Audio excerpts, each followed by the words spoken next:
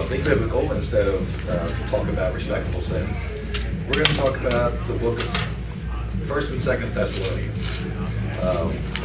So just to get started, I'm going to do a little history on Thessalonia and then go into the actual letters themselves from there. But the town still does actually exist in Greece, only now it's called Thessaloniki instead of Thessalonia. Yeah, in Paul's time, it was, and still is, I looked up some information on it, a wealthy city with Roman, Greek, and Jewish population. Now, apparently now the population is mostly Greek, but back then it was occupied by the Romans. It still is a major port city for commerce, and at that time, Paul's time, it was a naval base for Rome. So Rome would stage their ships there because it's situated on the Aegean Sea.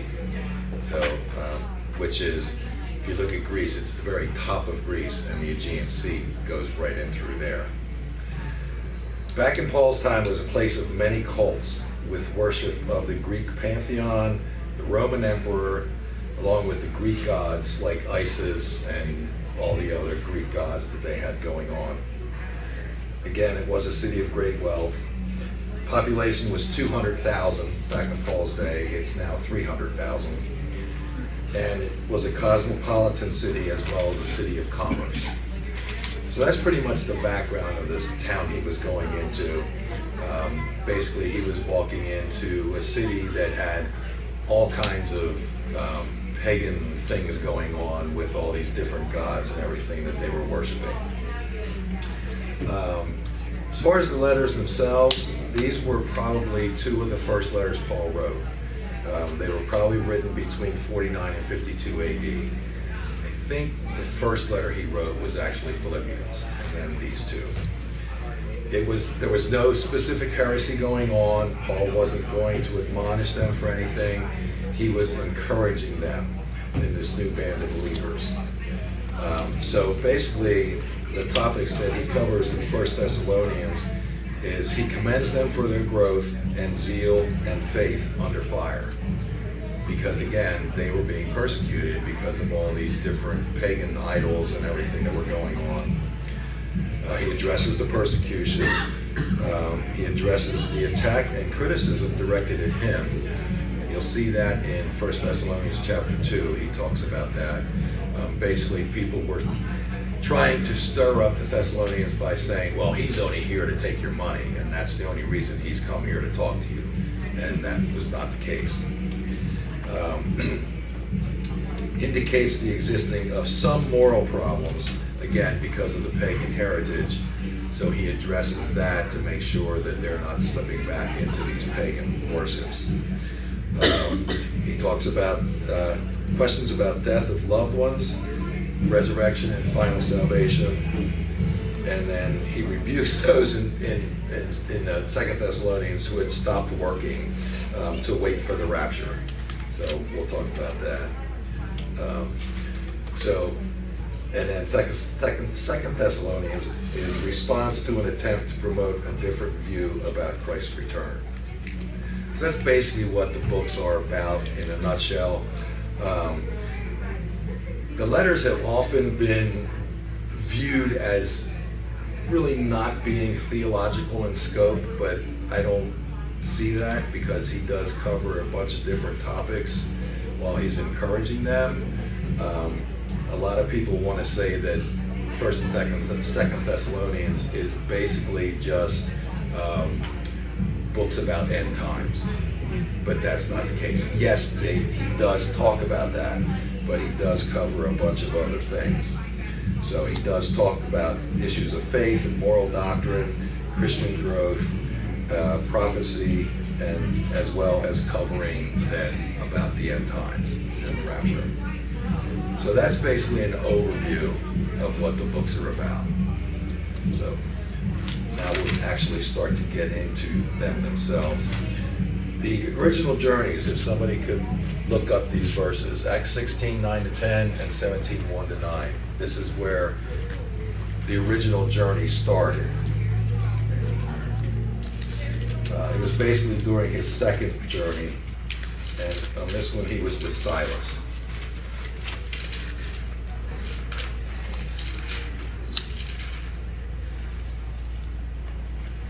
I'll read 16. Okay, No. 9 to A 10. vision appeared to Paul in the night. A man of Macedonia was standing and appealing to him, saying, "Come over to Macedonia and help us." When he, would be Paul, had seen the vision, immediately we sought to go into Macedonia, concluding that God had called us to preach the gospel to them. So putting, oh, that's it. Yeah. Sorry. I get into it. Yeah, so that's what led him there. And then 17:1 to 9 talks about when he's there. Yeah, I can read. go ahead. Now when they had passed through Anaphos and Apollonia, they came to Thessalonica, where there was a synagogue of the Jews. Then Paul, as his custom was, went to them, and for 3 Sabbaths reasoned with them from Scriptures, explaining and demonstrating that Christ had to suffer and rise again from the dead, saying, "This Jesus whom I preach to you is the Christ." And some of them were persuaded, and a great multitude of the devout Greeks, and not a few of the leading women, joined Paul and Silas. But the Jews, who were not persuaded, becoming envious, took some of the evil men from the marketplace, and gathering a mob, set all the city in an uproar, and attacked the house of Jason, and sought to bring them out to the people. But when they did not find them, they dragged Jason and some of the brethren to the rulers of the city, crying out, "These who have turned the word upside down have come here too. Jason has harbored them, and these are all acting contrary to the decrees of Caesar, saying there is another king, Jesus." And they troubled the crowd and the rulers of the city when they heard these things. So when they had taken security from Jason and the rest, they let them go. Okay. So that was, it's very short. I mean, it's only 9 verses. Basically, that's the only mention that's made in Acts about Thessalonians.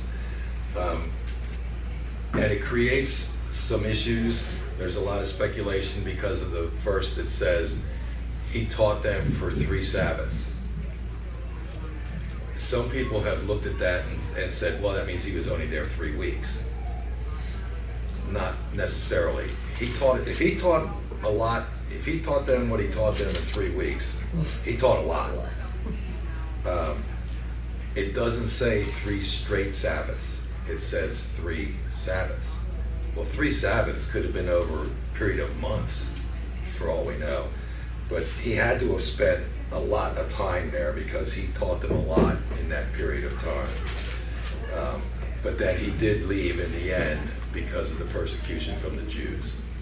So it seems like these guys followed him around everywhere he went. Because, you know, you read and then he's over here and it's like, well, now I gotta leave because they're trying to, you know, chase me out again. So I find it interesting that they seem to just follow him around wherever he goes. So, okay. So now we're going to get into the actual books themselves. So we're going to start with, obviously, with 1 Thessalonians. And as Paul usually does, the very first couple verses is basically, he's introducing the players. So in this case, it's Paul, Silas, Timothy, and then he prays for the church, or prays about the church itself. So he gives them thanksgiving for their salvation of the Thessalonian believers. And that's usually how he starts most of his letters, if you look at it. He usually will tell you who the players are. If it's just him and Silas, if it's him and Barnabas, so forth and so on. He ended up with Silas on this journey because he and Barnabas had a little fallout over John Mark. So John Mark and Barnabas went another way, and Paul and Silas went this way. So then he kind of goes into the characteristics of the Thessalonian believers. So he talks about their works produced by faith, their labor or deeds prompted by love for Christ and others, even during the persecution. And then he talks about their anticipation of Christ's return, so their hope in Christ and endurance. So he covers each of the three main things that were talked about in other letters he talked about: faith, hope, and love. And that they should be the mark of every Christian in the church. And it's interesting, as I was reading this, I thought back to when we were driving back from Virginia last Sunday. We got in the car and I just pushed the seat button on the radio, and this Christian radio station came up called Spirit FM in Virginia.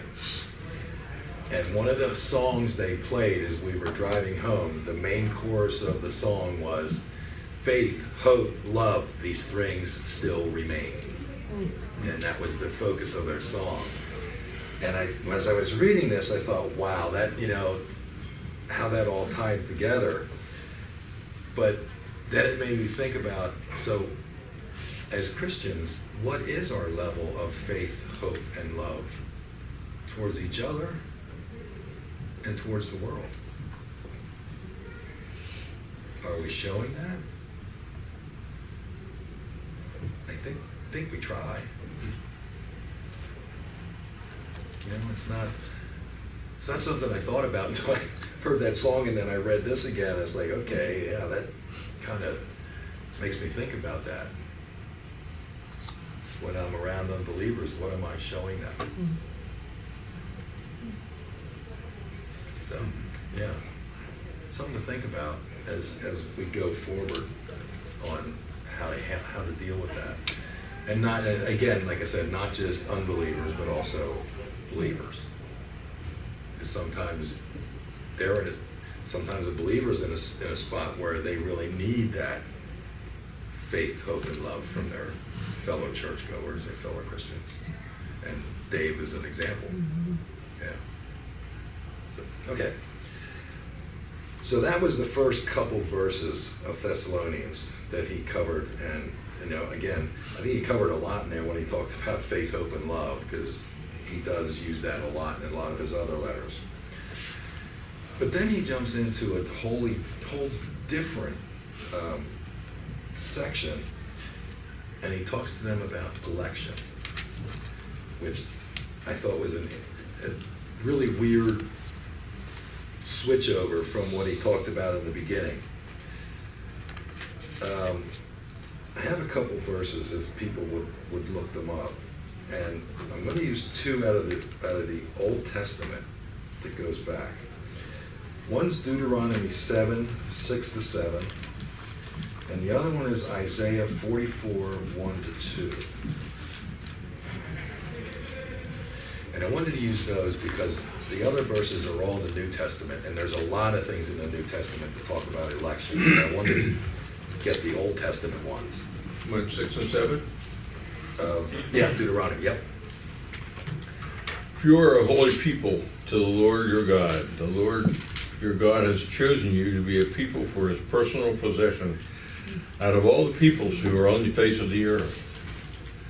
The Lord did not make you his beloved, nor choose you because you were greater in number than any other peoples, since you were the fewest of all people, but because the Lord loved you and kept the oath which he swore to your forefathers. The Lord brought you out by a mighty hand and redeemed you from the house of slavery, from the hand of the Pharaoh, king of Egypt. Know therefore that the Lord your God, he is God, the faithful God, who keeps his covenant and his faithfulness to 1,000 generations.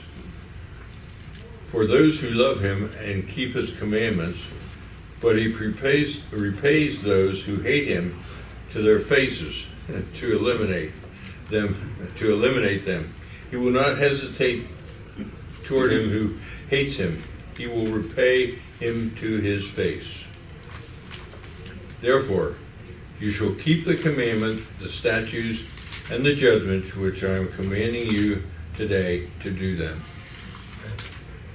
So there's an example where Moses is telling the people of Israel in his last discourse that they've been chosen, that it wasn't their choice, God chose them to make them the people. And then somebody has Isaiah 44, 1-2.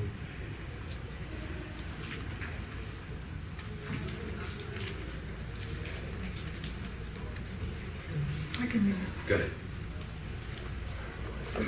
But now hear, O Jacob, my servant, Israel, whom I have chosen.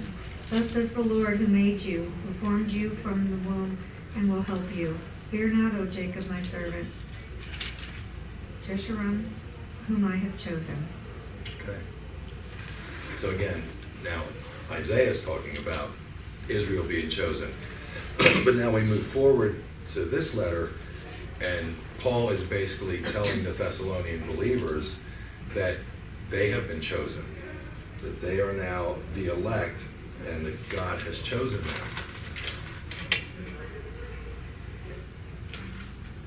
It does speak a little bit about our own choice and decision, but I have a question that makes this interesting. Can we choose Christ without being elected? Without being what? Elected. How do we know we're not elected? That's a good point. I mean, the verses are talking about God elected Israel, and that's why I was thinking, we don't know if he's elected us, so, yeah. I don't know that it makes a difference. Well, therefore, we're supposed to witness to anyone because we don't know whether they're going to accept Christ or whether they're elected. Okay. You just answered my next question. I'm sorry. Because I was going to say, does election eliminate the need for us to witness? But no, it doesn't, because we don't know. Only God knows who he's chosen. We have no clue. So we should still be doing that. True election and salvation will bring about change in the lifestyle of a believer. So then I wrote down, can someone be a true believer without change? Or how much of their life has to change? Do we have to change everything? Go ahead, It's Carl. your heart that has to change. I mean, people may be a good person, and you're thinking of what they got to change, but that's not, it's not relevant. What needs to change is you need to have Jesus as Lord of your life. Right. So, yeah, I mean, people may be a good person, but if you change and have Jesus as Lord of your life, then you're... Right. You brought up a good point. You're elected or nominated. Right. I mean, you're nominated to serve Christ, but you can mess that up with your heart and your attitude Yeah. before you ever see an election. Yeah. Yeah, you can. And that was the other thing I had written down here, because Paul talks about this too, is what evidence is there in the world today of faith without works? James says faith without works is nothing. But what are our works? What does that mean we're supposed to do? Well, okay, witness could be one of the works. But I think there's other things that can become in that.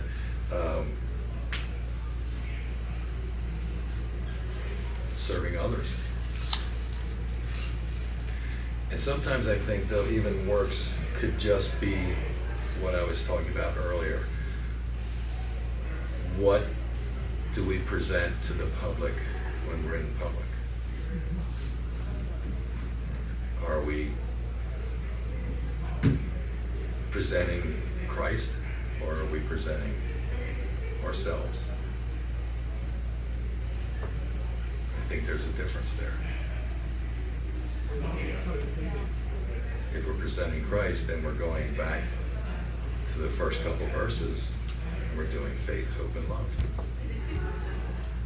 We can show them our faith.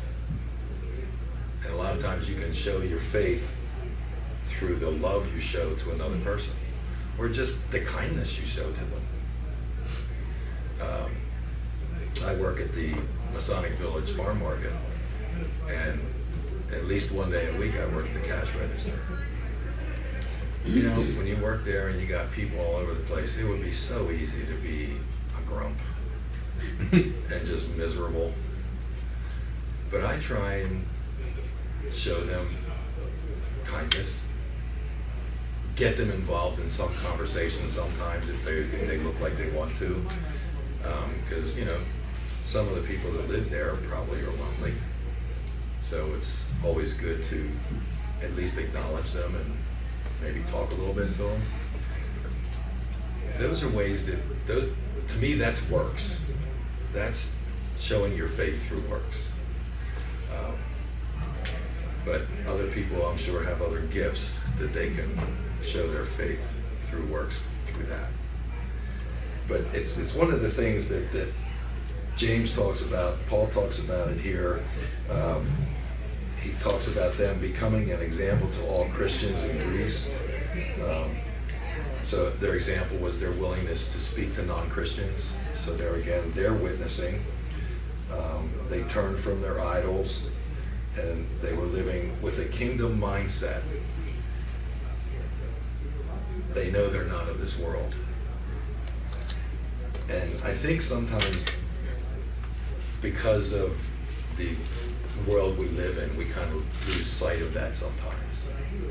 That we lose that kingdom mindset because what we have is so much. And everything's advancing so quickly, it's like you can't even keep up with it. So sometimes you lose the focus. And he commends these people, and I think most Christians would say that this is correct. They're not looking for signs, but they're looking for Jesus. I don't need to see a sign. There's plenty of signs out there that tell me things I should and shouldn't do. Rather, we should be looking for Jesus. So that's where they were going. The next little section of chapter 1, I'm going to just say he goes into the beginnings of talking about the end times. I will come back to that because chapters 4 and 5, he really talks about going into the end times and get in that. Here's a question I wrote down here. What are the characteristics of a strong, spiritually successful church?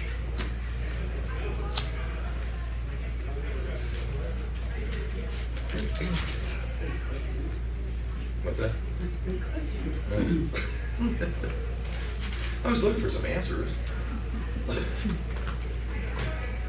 Go ahead, Carl. Oh, in verse 8, it says, for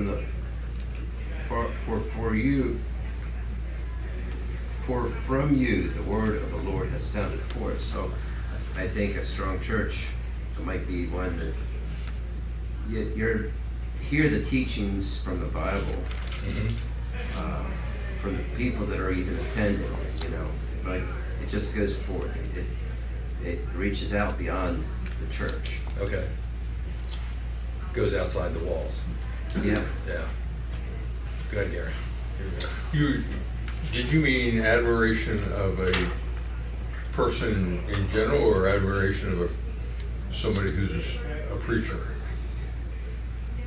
No, I just the church as a whole. Yeah. Yeah, not a single person. Okay. Yeah, the church as a whole.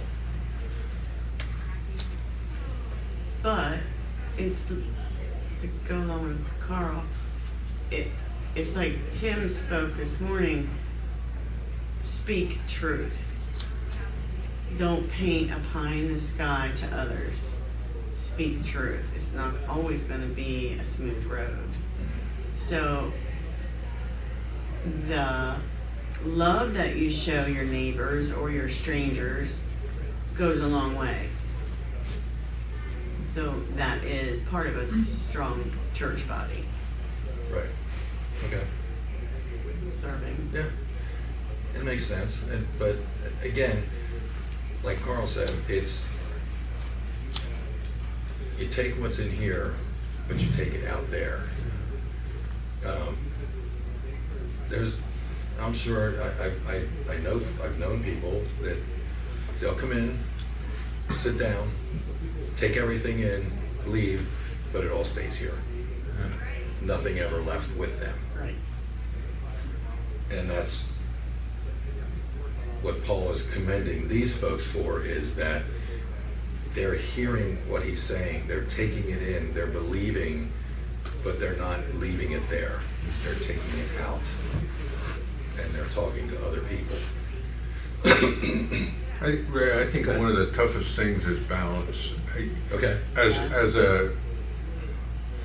a young Christian, there's a number of times when I voiced my concern about certain individuals who and I believe they were Christians. I had a fellow who was a mentor. His name was Roar Whitmer. He was just a generally neat guy. I mean, he just was very knowledgeable, but mild-mannered. And I'd go out to his, a couple of times he would get the end of a row and he would flag me out, and I'd sit in his tractor tire. That happened more than once in the middle of a field, and he'd talk. But that in itself was a example to me. It wasn't, well, come back tonight when I have some time to study and think about it.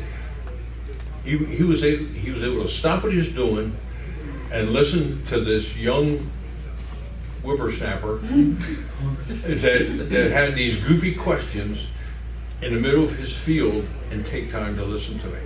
And I remember one time, one of my concerns was the overzealousness of a particular Christian. And he looked at me, he goes, "You mean he's one of these people that is so heavenly minded he's no earthly good?" And I looked at him, and he just smiled, and he gently assured me that when the Word of God is put out there, sometimes it's not always put out in the way Christ would put it out, but His Word still can manifest itself. And he, if you know him, he had this glint in his eye that he would look at me and say, "You got to be able to handle that." you just can't write people off. Yeah. And there was times when I was guilty of that. Yeah. You know, and I would see people being so forceful, and I would see people just blowing them off because of their "get out of my face" type of thing. So and it's that balance that you have to rely on the Holy Spirit to tug at your heart and say, "Hey, this is the time to say something." Yeah. So I think the days of going out and beating people over the head with the Bible are over. Well, yeah. These days, I think it's more of it has to be a relationship or a lifestyle evangelism. You know, you can't go tell somebody you're a Christian and then turn around and they catch you doing something you shouldn't be doing. Mm-hmm. So, yeah, I think, and it's always been said that, I'm trying to remember, it takes at least 5 times for somebody to hear the word before they're ready. Yeah. And that that can be from 5 different people or 5 different situations. Right. And so when you share the gospel with somebody that you know needs it, don't be disheartened because you might only be person number 3. Yeah. Trust God Yeah. that He'll bring it about. Yeah. And just because someone goes to church, don't assume that they are actually a believer. Yeah. I grew up in the Catholic Church. When we got married, she would ask me all these questions like, I don't know. You know, I knew who Christ was. I was pretty sure He was the Son of God, but that's as far as that went. There was no heart change until many years later. When I had a counselor and we had a good discussion, and that's when there was a heart change. So, yeah. So yeah, don't get discouraged because the next person they talk to might be the one. Yeah. Yep. Yeah. And it's the one thing that one of the people at LBC drilled into my head. You don't save people, the Spirit does. That's right. Yeah, that's for sure. Yeah.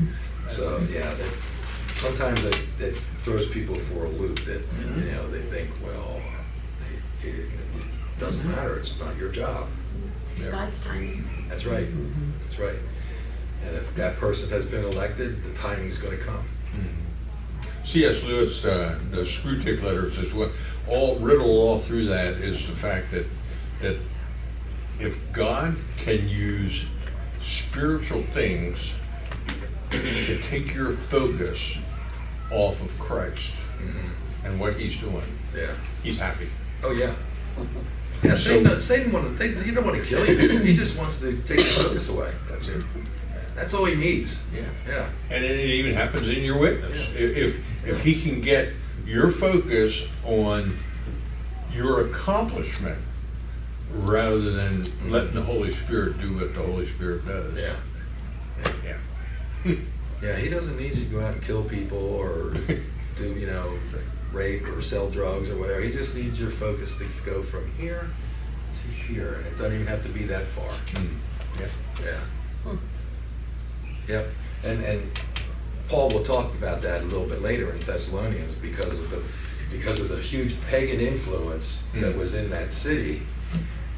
There were false teachers trying to infiltrate with the believers to get them to go from here to here, so they would turn back.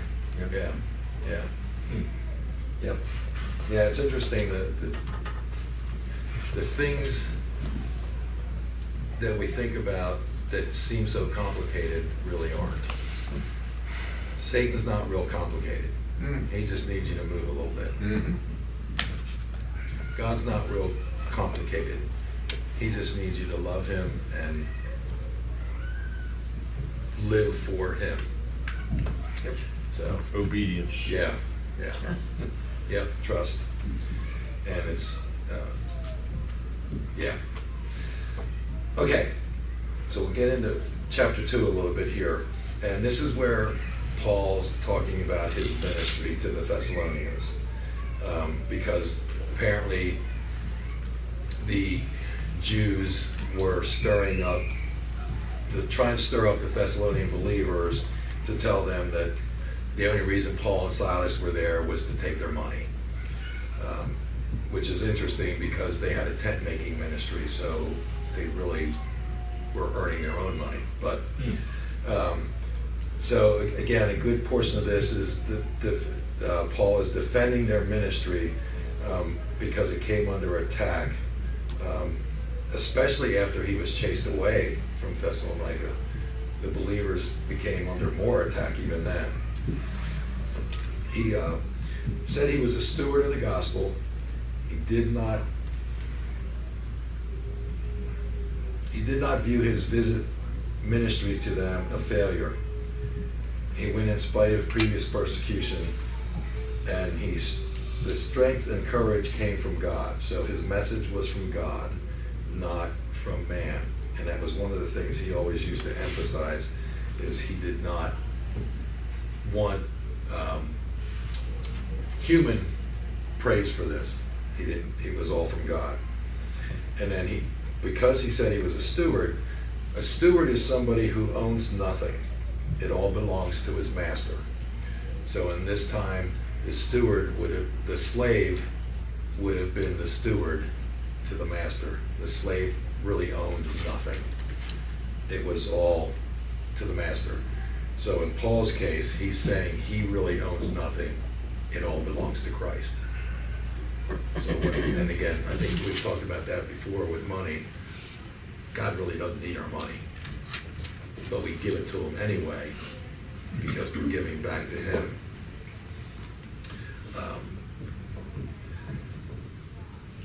Here's something that when we're talking about Paul defending his ministry, does the church today have to work to defend its ministry, or does the church compromise?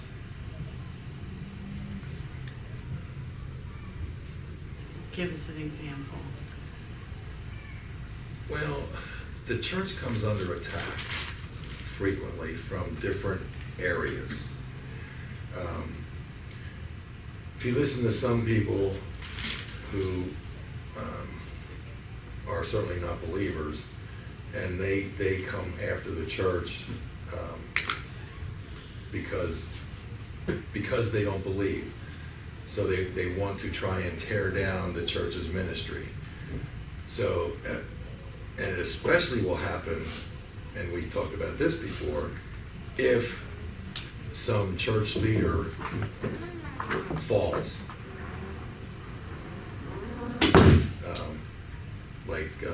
What were their names? It doesn't matter, we know. Yeah. They fell. They were stealing the money instead of using it for what they were supposed to. Immediately, now the church as a whole is going to come under attack. Mhm. So, then does the church now have to defend itself? Or will the church compromise with whatever these people want? And another example, a lot of people want LGBTQ people to be able to go into churches and get married and serve in the church. Do we defend our position on that, or do we compromise? Well, I think there's even a third choice to do nothing. Not compromise and not defend, just quietly continue to live Christ and Okay. show him. Some churches do compromise, and some churches feel they have to verbally defend it, whatever it is. But sometimes I think it's just continue to live with Christ's heart.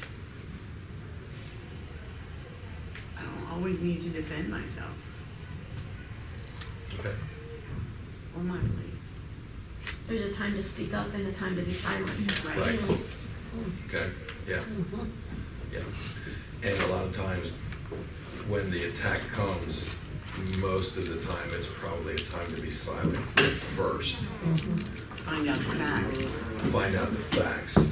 If an immediate reaction can be an overreaction and make the situation worse.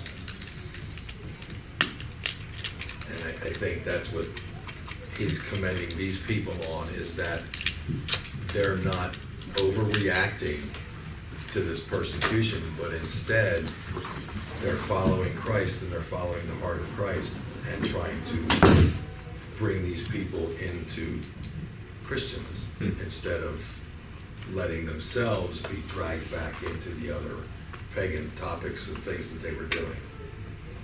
So, did you want to say something back there? No, I was just thinking Okay. when you said about the church under attack, it's more so of a business under attack at one time because of the owners taking a stance. Like, you may have heard the Star Barn, Gables, he had his, that's Dave Abel runs that. Now, I know the person himself is Catholic, but he's very strong with working with any organization, work with, have Christ-based operations. But he said when he did his wedding venue, he strictly went against gay marriage, for the accommodations and stuff Right. like that for his, and the media got on him, called him big prejudice and everything else because he got on him and he was really strong. And it was about the 4th of July, about 4 or 5 years ago, when he put on a big fireworks display. And I remember going into work after the media and stuff like that, and with all the people and their attitudes and stuff like that, when I went to work, and one of the guys I knew for a number of years walked up to me and says, "Man, those heterosexual firecrackers are really something else." But we were, he was sitting there Yeah. talking the whole situation, stuff like that. After the political atmosphere changed, after Trump won his second election, all that stuff started backing off because they were riding the political attitude of the Democratic attitude to attack Dave Abel. And it's just, if you stand for what you believe, sooner or later the enemy's going to back off. You may be getting hit hard at that time, but he can only hit so hard until you can only hit a brick wall so hard until it decides it doesn't want to break. Yeah. And that was the secret. Yeah, and that's the thing, that's it. Unfortunately, in today's world, a lot of the attack coming to the church is all political. Yeah.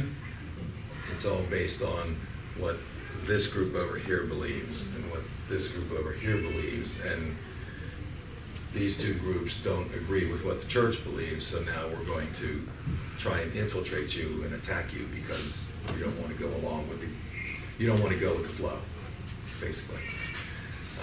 But like Connie said, some churches have just said, okay, we're just going to go with it. I don't know. Go ahead, Carl. Oh, I think, back to the word permeating and people living, what the word says. I mean, I would think, you would say, well, this is what the word says. It's against gay and lesbian. But, if you interpret it different, we can discuss it. But it's not like, I think you need to make a stand more than for what the word says. If the word clearly is against what the issue is, then I don't feel bad saying that. I mean, this is what the word says, and it's the word's against gay and lesbian, so I'm not gonna move on that. And Jesus says, and you can read any of the four Gospels, you will face persecution. Now, You're going to do something against me or against anybody. You're going to do something that I don't particularly care for. I ain't going to hate you. I'm going to hate what you're doing. right, and that's the thing. God tells us to hate the sin, but love the sinner. Yeah. Because you're not going to get the sinner to believe if you just hate him or her and the sin and just say, I'm done with you, Yeah. I'm sorry, did you want to say something? Oh, I agree with what Stephanie said, and also Carl, there's a time to be silent and a time to speak up, and, because we do need to say truth. Right. We have to use discernment, and we also have to use love. Right. But there is a time to state the truth. Yes. Yes. There is. Yeah. And there's a time to also, the time may come where you do get to the point where you have to say, I'm done with you. Because the person is not listening, whatever it might be. I use an example with her. She had somebody in her life that would come to her constantly for advice. What should I do? What should I do? What should I do? she would tell her. She never did it. She'd come back, same thing, back and forth, back and forth, back and forth. Finally, she said, enough, I'm done. I can't do this anymore with you. And it's because you don't listen. And that can happen when you have, like we were talking about, love the sinner but not the sin. And you can again get to a point where they're not listening and you finally have to say, okay, I'm done. God's got to take care of you now. I can't do it. Yeah. But yeah, I Love think them enough to kick her butt. yeah. Yeah. But I think oftentimes when the church comes under persecution or what I say attack, it's usually the beginning is a time to be silent and just think about what the attack is before there's a response. I can be guilty of responding before I think. So my mouth gets in the way, or my foot gets in the way of my mouth when I put it in there, because I've responded in some way I should not have.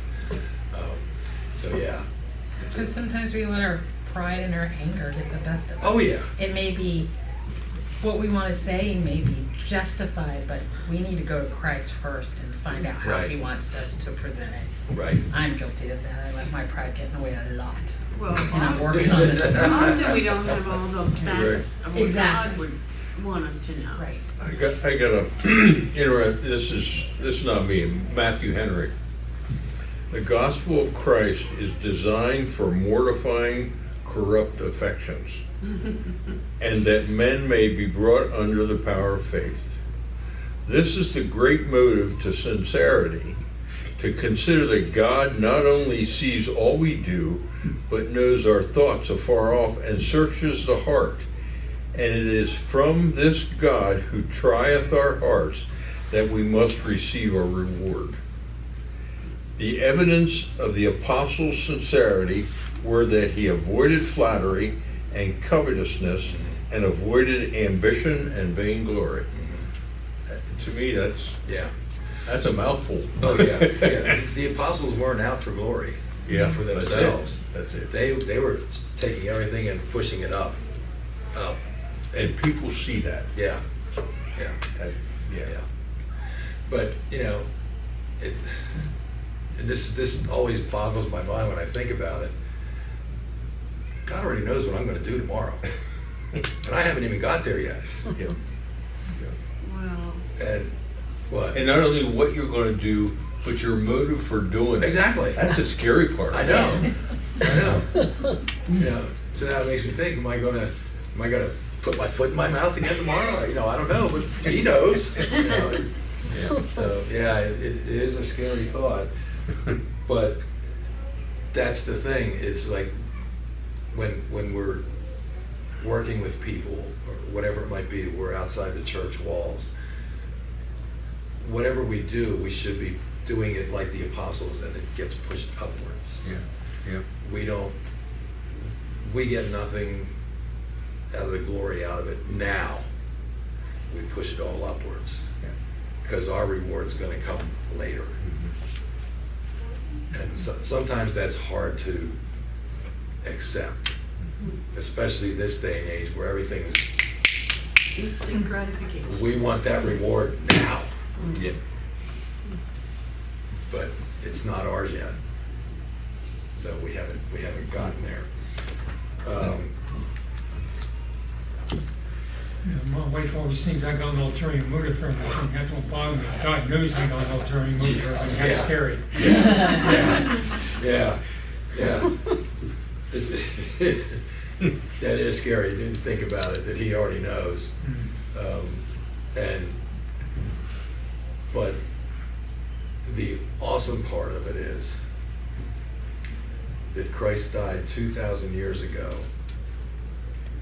for every single sin I'm going to commit in my life, no matter how long I live. I'm 72. He's already covered everything and beyond. And that boggles my mind. That's all paid for. So again, that's another reason to think about when I'm working with people, it's not me, I'm on it, it's him, it's not me. And he doesn't love us any less when we're being obedient.